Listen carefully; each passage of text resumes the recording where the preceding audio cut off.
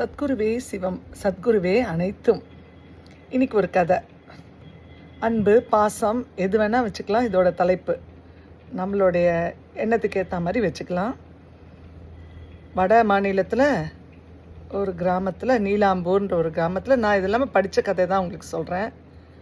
நீலாம்பூர் என்ற ஒரு கிராமத்தில் கங்காதர்னு ஒரு அந்தனர் வாழ்ந்துட்டு இருந்தார். அவரும் அவர் மனைவியும். அந்தனர்னா என்ன, ஒரு பிராமணர். டெய்லி அவருக்கு ஏதாவது ஒரு பூஜை பண்ணிட்டு வந்தாலோ, ஏதாவது ஒரு தர்ப்பணம் பண்ணிட்டு வந்தாலோ அவருக்கு பைசா கிடைக்கும். அந்த காசில் அவங்க 2 பேரும் சாப்பிட்டு நிம்மதியாக வாழ்க்கை வாழ்ந்துட்டு இருந்தாங்க.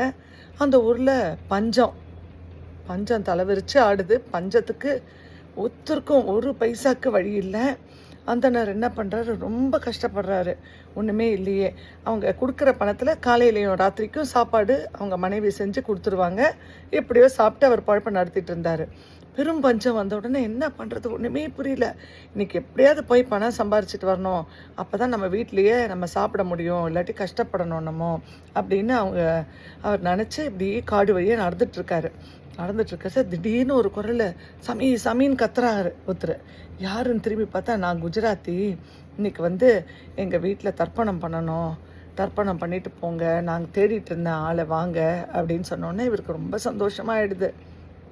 வீட்டில் மனைவி உடம்பு முடியாமல் படுத்திருக்கா, அவளுக்கு நம்ம சாப்பாட்டுக்கு பணம் கொடுத்தா தானே நம்மளுக்கு சமைச்சு தருவா, யாரோ கூப்பிட்றாங்க நம்ம போகலான்ட்டு ஓடுறாரு. போயிட்டோடனே அவங்க வீட்டில் தர்ப்பணம் பண்ணி கொடுக்குறாங்க. அவர் என்ன பண்ணுறாரு, அந்த கூப்பிட்டவர் அந்த குஜராத்தி, நீங்கள் எங்களுக்கு தர்ப்பணம் பண்ணினா நீங்கள் எங்கள் வீட்டில் சாப்பிட்டுட்டு தான் போகணும், சாப்பாடு நாங்கள் செஞ்சு வச்சுருக்கோம், எங்களோட வழக்கப்படி நீங்கள் சாப்பாடு சாப்பிட்டுட்டு தான் போகணும் அப்படின்னு சொல்கிறாரு. இவருக்கு பரம திருப்தி.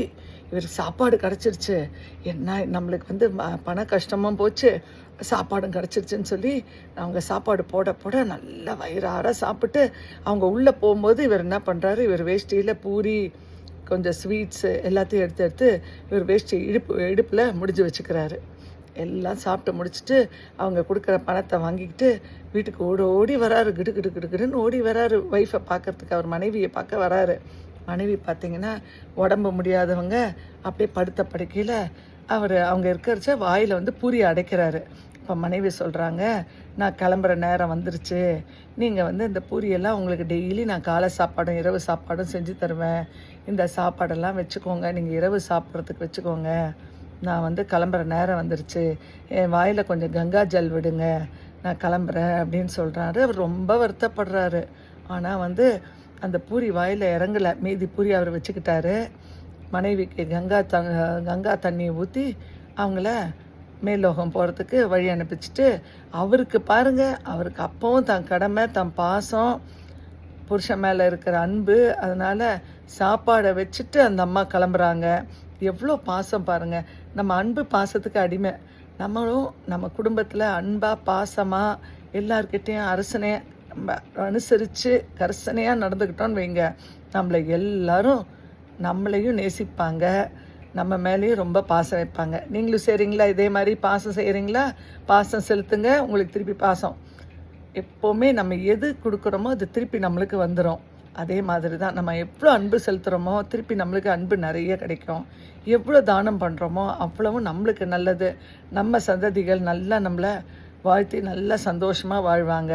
அதனால் எல்லாரும் பாசத்தோடு இருக்க கற்றுக்கங்க. இதில் என்ன தலைப்பு வேணால் வச்சுக்கலாம், அன்போ பாசமாக வச்சுக்கலாம். ஓகே ஃப்ரெண்ட்ஸ், நாளைக்கு உங்களை சந்திக்கிறேன். வாழ்க வளமுடன், நேர்மையாக. Stay blessed.